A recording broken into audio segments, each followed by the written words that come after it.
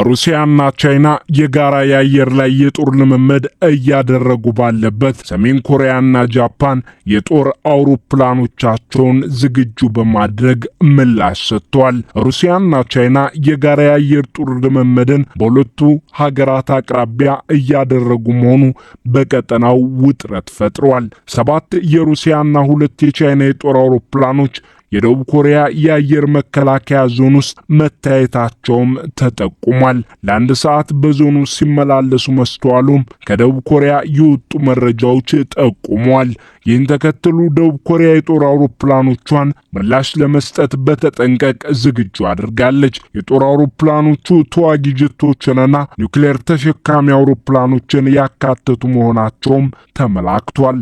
የደቡብ ኮሪያ መከላከያ ሚኒስቴር ለሀገራቱ ተወካዮች ዲፕሎማሲያዊ ተቃውሞ እንዲደርሳቸው መደረጉን ጠቁሟል።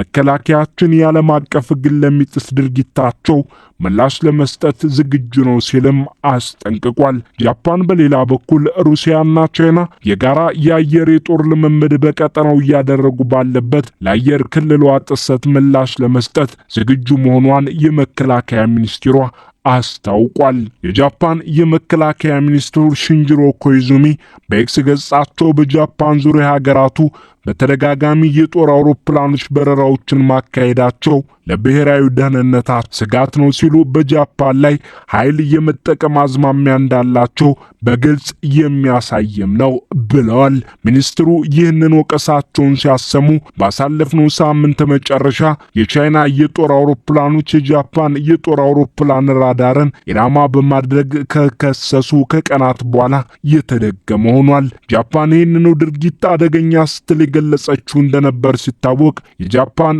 ወታደራዊ አጋሯ አሜሪካ በውጭ ጉዳይ ሚኒስቴሯ በኩል የቀጠናውን መረጋጋት ያላማከለ ድርጊት ብለዋለች። የአሜሪካና ጃፓን ጥምረት ጠንካራ ነው በማለት ለቻይና ማሳሰቢያ አይነት ትችትን አንጸባርቃለች። ቻይናና ጃፓን ኒውክሌር መሸከም የሚችሉ የጦር አውሮፕላኖችን ለጋራ የአየር የጦር ልምምዳቸው ተጠቅሟል ተብሏል። ሀገራቱ የአየር ኃይላቸው ቡድንና የባህር ኃይላቸው ቡድንን ለጋራ የጦር ልምምዱ ስለማዋጣታቸውም ተመላክቷል። የሩሲያ መከላከያ ሚኒስቴር የጋራ የጦር ልምምዱ ሶስተኛ ወገንን ኢላማ ያደረገ አይደለም ያለ ሲሆን የጃፓን መከላከያ ሚኒስቴር በበኩሉ ልምምዱ የደህንነት ስጋቶችን ለመከላከልና የቀጠናውን ሰላምና ደህንነት ማረጋገጥን ያለመ ነው ብሏል። ሩሲያና ቻይና የወታደራዊ ትብብራቸውን ገደብ አልባ ያደረጉ ሲሆን በስምምነታቸው መሰረትም በተደጋጋሚ የጋራ የጦር ልምምዶችን ሲያደርጉ ተስተውሏል። የጋራ የጦር ልምምዶቹም አሜሪካና የወታደራዊ አገሮቿ አውሮፓውያን ብሎም ከኤስያ፣ ጃፓን፣ ደቡብ ኮሪያና ፊሊፒንስ በጥቅሉ የጦር ህብረቱ ኔቶን ለመቋቋም ያላቸውን ዝግጁነት መፈተሻ ተደርገው ይወሰዳሉ።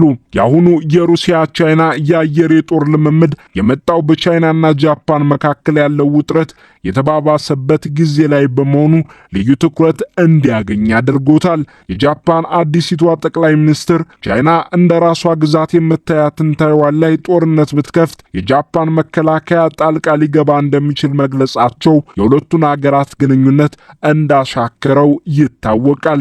ሩሲያም ጃፓን የአሜሪካ የመካከለኛ ርቀት ሚሳኤሎችን መትከሏን ትቃወማለች። የሩሲያ መከላከያ የጋራ የአየር ላይ የጦር ልምምዱ ለ8 ሰዓታት የሚቆይ መሆኑን ሲገልጽ በጃፓን ባህር በሌላ ስሙ ምስራቅ ባህር ወይም በምስራቅ ቻይና ባህርና በምዕራባዊ ፓሲፊክ እንደሚካሄድ አመላክቷል። ጃፓን ይሄው ልምምድ በጃፓን ባህር በአየር ክልሉ አቅራቢያ የሚካሄድ መሆኑ በስጋት እንድትመለከተው አድርጓታል። የቻይና መከላከያ በሌላ በኩል ሀገራቱ የጋራ የአየር የጦር ልምምድ ሲያደርጉ ለ10ኛ ጊዜ መሆኑን በመግለጽ በወሳኞቹ የምስራቅ ቻይና ባህርና ፓሲፊክ ውቅያኖስ የአየር ክልሎች ልምምዱ እንደሚካሄድ አረጋግጧል። የጃፓን መከላከያ ቢያንስ 5 የሩሲያ 10 የቻይና የጦር አውሮፕላኖች በጃፓን 3 ደሴቶች ዙሪያ ባለው የውሃ ክፍል የአየር ክልል መብረራቸውን አስታውቋል። የሀገራቱ የጦር መርከቦች ቀድሞ ጥቃት ለመከላከል በሚያስችለው የጃፓን የአየር መከላከያ ዞን ውስጥ መታየታቸው ተገልጿል። በሁለቱ የጃፓን ቁልፍ ሰርጦች መብረራቸውም ተመላክቷል። የቻይና የጦር አውሮፕላኖች ተሸካሚ መርከቦች በፊሊፒንስ ባህር ላይ መታየታቸውንም የጃፓን መከላከያ ገልጿል።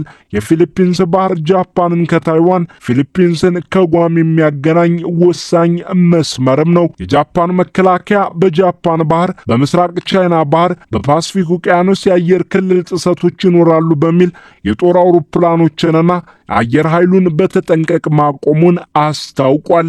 የሩሲያ መከላከያ በበኩሉ የጦር ልምምዱ የ2025 ወታደራዊ ትብብር አካል እንጂ ማንንም ሶስተኛ ሀገርን ኢላማ ያደረገ አይደለም ብሏል።